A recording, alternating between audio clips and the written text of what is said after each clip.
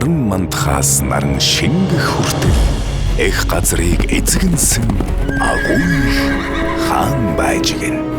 Гэтэл нэгэн өдөр их баг хоёр хаднаас нь нэгэн зэрэг хоёр нуган өр төрөв.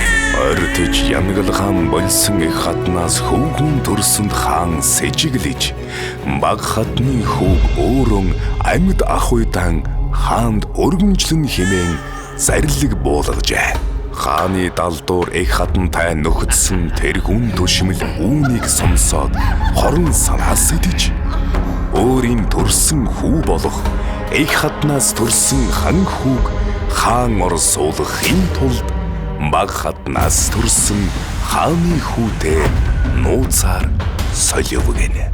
Энхүү тэргүүн төшмөлийн хүү хаан ор сууж хаадын цусан хэлэхээ тасарч их гүрэнд хоёр хаан төр барьж их тэнгэрт хоёр наран мандаж төр бүрэн самуурж төмөн ард нь зовход хүрчээ. Хаанд их бүрнээ мөххийг харах эсэг өгөөс хайртай бүхнээ золиослон төр тулсан аврах хоёрхан сонголтол байв. Төр хувцсан тайчин хайж түмний дондор шалдан явдгүй юм.